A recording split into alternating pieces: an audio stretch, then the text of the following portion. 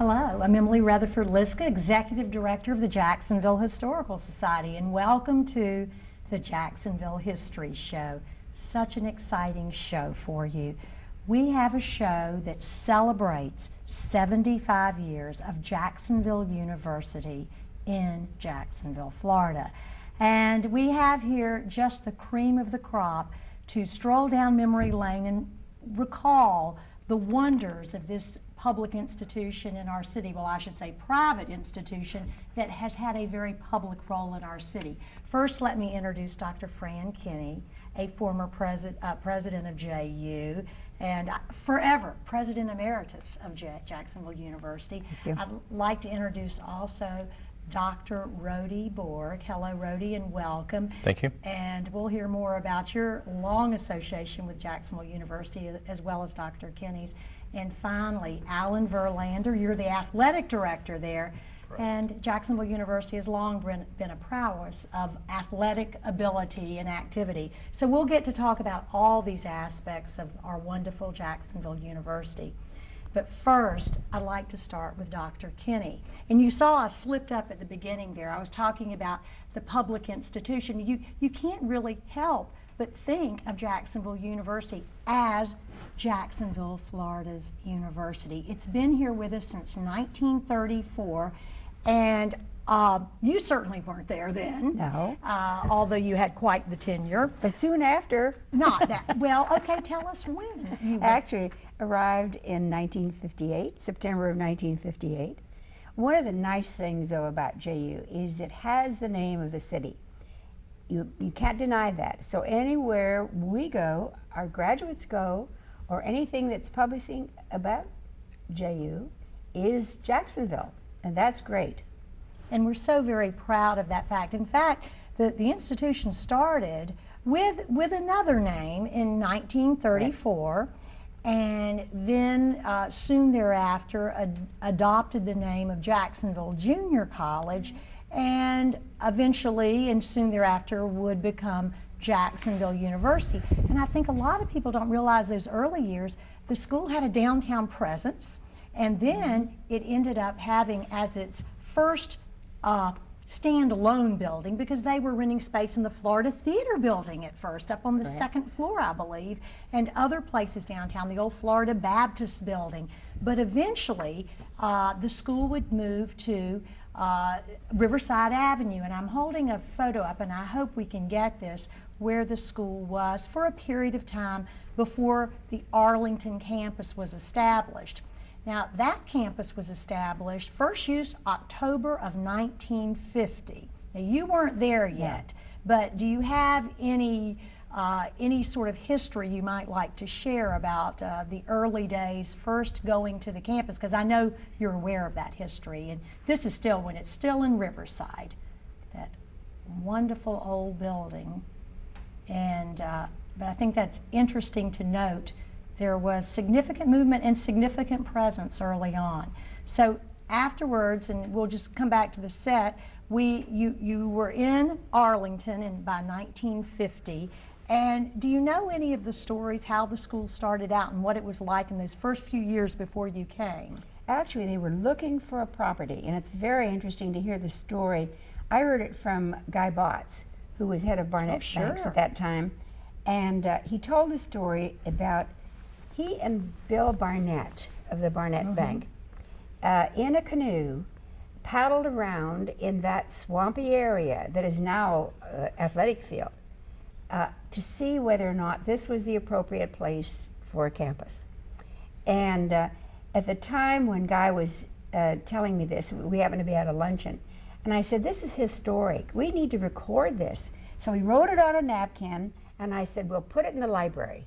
And so that is in the library. On the napkin. On the napkin. You know, the establishment of JU in Arlington on a napkin, and consolidation of the city started that way too, on the back of a napkin. Back of a napkin. Who knew? And thank goodness it's in the library. Oh my, that is, what a great story. So by 58 you were there, Dr. Kinne. Came in September and only planned to be there for a couple of months. There had been a story in the newspaper about my husband taking over as the senior advisor to the Florida Guard. And I had just received my doctorate in Frankfurt, and we had just arrived from 7 years overseas. The telephone rang. It was Dr. Frank Johnson, the first president of JU, saying, "We have just lost a humanities professor. We read about you in the paper, just receiving your doctorate. Would you be willing to come and help us?" So I knew we had a busy life, and we didn't plan to. We were planning to move to California, where my brother was, and so now you must remember this is 1958. He said, my husband said, "Tell him you'll help him out for a couple of months." Okay, and when did you finally, quasi-retire? You've never retired from JU. Here you are today, a major spokesperson for the university. You were at so many 75th anniversary events, and but when was your official so-called retirement? Actually, I'm not sure. I'm not. The only fact we want Stays to busy all the time. Never. Actually, my secretary comes in 2 mornings a week, and all I do is write references for people with jobs. And Oh, my. however, I am Chancellor Emeritus. Now, I'm supposed to be Chancellor Emeritus. Yes, As, yes. okay, Right. okay. Well, And- that it's that I've had 16,000 graduates, and so you're sort of part of the family. And I was going to ask you that. Did you know how many students graduated under your tenure? And that number 16,000, is right. 16,000. Right. That's astounding. And this past year, on your 75th anniversary, there were 600 graduates. What an astounding number for this city. And it certainly adds to just this education level in our city, which is so important for the entire economic engine. And getting to that, let's talk about the man who helps make this economic engine work. Rody Borg, Dr. Borg, you are currently a professor of economics at Jacksonville University, but as interesting as that, you grew up next door to the campus, correct? Right, literally next door. My father, Fred Borg, was the executive director of the boys' home that literally borders Jacksonville University, just south of JU. And we moved there in October following my first birthday. That just amazing. So you've been on that campus your entire life.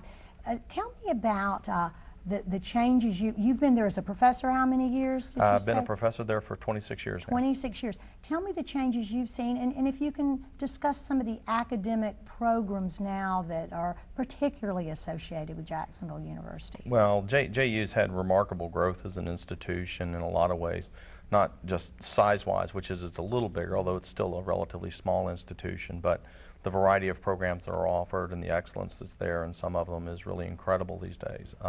Our nursing program is absolutely stellar. They do a wonderful, wonderful job over there. The fine arts area has always been excellent. The biological sciences and those areas with the new Marine Science Research Institute coming online soon.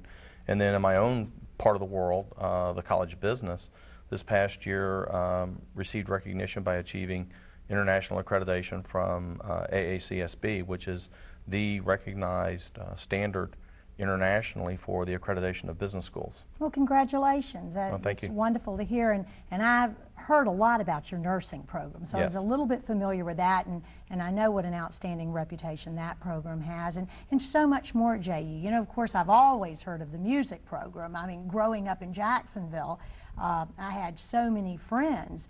And you know, they knew early on, these musical friends of mine, they would be attending Jacksonville University and studying music. So it's just got such a fine reputation.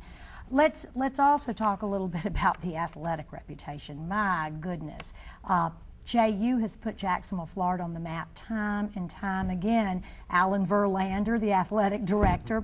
And I thought maybe just for a minute, we could talk about one of the biggest athletic moments or events, long-running events in JU's history. Would you address that? I think I know what it is. You might. Yeah, I think if anybody's been around the city for a while, they know what it is. In 1969 and 70, the basketball team went on a historic run that maybe the Butler of this year, a smaller school, could marry that, but JU captured really the hearts of the nation and the world. That was obviously pre-internet. But Artis Gilmore and Coach Joe Williams and just so many of those guys. And we actually honored them this past February. And a neat thing about that story was throughout their whole recognition, they had never received a championship ring. And we were actually able to present the championship rings, and our late athletic director, Judson Harris, actually got to present the team their championship ring. And so all of the team, I think 11 of the 13 players were able to come back for that event. And it was just a great thing, and it truly captured and embodied just all of what Jacksonville University has been over the last 75 years. And Alan, I may have a photograph from that event. Can you tell if this is it? And pardon me, I was so distracted looking for the photograph. There's a little bit of height differentiation there, well, isn't there? come on. How tall was Artist? He's Artist is 7'2". 7'2". I knew he was there. You had 2 7-foot. Okay, now, oh my goodness, how are we going to do that? Look at there. Dr. Kinne looks like she's about 6'9" there. And so this is Artists at this recent ring ceremony? We honored the basketball team, and were able to really give them the true award and recognition that they deserved. And I think that would be a picture of the same picture, same shot, just maybe 1 or 2 years before that. Maybe shot. in 1970. Honorary doctorate. Yeah. Oh, he was getting an honorary doctorate at the time. So Artists with the honorary doctorate. Well, those are wonderful. And continue on, because this was just a great moment for Jacksonville, Florida. Such a big deal. There was an hour-long televised special on this team. Do you remember the name of that show? You're too young to remember, maybe. Yeah, I think it was A Day in the Sun. A Day in the Sun. A Day in the Sun. There you go. And you know, really that team, if you look at not only their basketball success, but most of them have gone on to make great careers in business, or Artists, obviously, and a few of them had a great career in the NBA as well. But I think all of them have really given back to the university and are continuing to get back involved in really what I think kind of personifies a university is the alumni giving back and getting involved in the current status. And you look at those years of what they were able to do, in that year especially. I go everywhere around the country, whether it's at conventions or with our own teams, and you always hear, man, that team, Artist Gilmore, wow, that was neat. And you hear that. And what they also say with that is Jacksonville. You know, I remember that Jacksonville team. Here in the city, we talk about JU because that's what everybody knows us for. But if you go around the nation, everybody says Jacksonville University. And so I think that's something that we need to take pride on, is that team was really the team that put Jacksonville, the city of Jacksonville, on the map nationally. Absolutely, it did indeed. This was tantamount to a Super Bowl being played here, but the run was much longer. Correct. Just an amazing event in the city's history. And recently, John Wooden passed away, the great UCLA coach, and in all of the stuff that surrounded his death, several mentions across the country on national television were about when they beat Jacksonville University in the national championship game. So not only was that a huge deal in 1969 and 1970, but that legacy will live on today. Now we're going to come back to some more athletic accomplishments a little later on in the show. But I have to talk about, not only does Jacksonville University really put this public face on our city to the entire nation and the world, but the people that Jacksonville University has attracted to this city, it's staggering. I mean, you've had 2 presidential visits at the university, if I've gotten the location right, but definitely Lyndon Johnson. Right. And this was maybe the year before Dora, and then he would come back again. But Lyndon Johnson came, President Johnson, and then later, let's see, you had President, who had President? Well, President Ford was there Ford. 5 times. 5 times? Yes, his son attended school there for 2 years. Okay. And then actually he helped us out on a number of occasions, did a benefit for us. We gave him an honorary doctorate at a special time in our history. And of course he and Bob Hope were very close friends, so we managed to move them together as well. And I'm showing right now a photograph of you, Dr. Kinne, and President Ford together. What a handsome duo you are. You're beautiful together. And I knew you had, you were able to get him to our city many times. 5, I did not realize. That is just amazing. And you told me a story right before we went on air that was absolutely riveting. You were talking about republishing your book, and if you do, you said it is possible that, go ahead, you tell everybody the Gerald Ford related story. One of the most dramatic moments in my life, because President Ford and I had become good friends, and of course he was a very close friend of Bob Hope's too, so we would do things together. But one of the most dramatic moments was on a Friday of the year that he passed away at Christmas. And on that Friday, I was going through the gate where I live at Hidden Hills, picked up the mail because we get our mail there, and on the top of the stack of letters was a letter from President Ford. Oh gosh. They don't use stamp. The presidents don't use stamps. They sign where the stamp ordinarily is. And I saw his name, and it was such a shock at the moment. I couldn't believe it. And it was a letter that he had written on the 22nd and apparently didn't get out that weekend. And so it was mailed, and they think it's the last letter that he wrote. I can't even imagine the reaction at your mailbox getting this. It was such a shock to me, and we'd had some correspondence. Actually, the week before, I had had a Christmas note from him, Christmas card and a note. And so then that was even more surprising than when it happened. Do you remember, I mean, do you want to reveal the contents of the letter, what the Well, it was just subject? a nice little, we exchanged little gifts, always did. And it was a nice little letter thanking me. And he said, yes, he and Betty and the family were getting together. And he said, I'm sure that that's what you're going to be doing with your, he knew I didn't have an immediate family, but he said, I'm sure that's what you're going to be doing with your friends, and wished me well.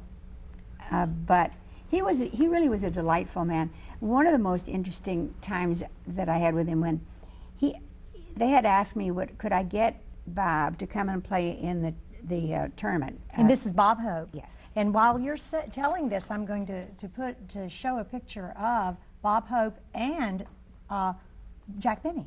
But then the TPC had called me and asked me, could I get him to come and play around, or even be in the tournament. And so I flew out to California and picked up President Ford, and then I picked up Bob, and we flew across the country in 3 hours and 17 minutes. That's a good deal. And I laughed the whole way because President Ford was just as funny as Bob Hope was. Oh, what memories! Remarkable. But actually my hobby really was trying to bring celebrities to campus while I was there, and then to be sure they rubbed shoulders with students and didn't come on the campus and then leave. They needed to stay there 3 days. Aaron Copland was one who came back 3 different times, and certainly one of the greatest conductors of the last century. And I told him he had to stay. And the first time after I wore him out the first time, and he said, the next time I will come, but he said, I have to rest before I come again. And you were known for that. In fact, what we're going to do, we're going to take a break, and when we come back, we're going to talk about some of the amazing celebrities you got to your campus, to our Jacksonville, Florida. So stay with us. We'll take a break. We'll be right back. More on Jacksonville University's 75 years in Jacksonville.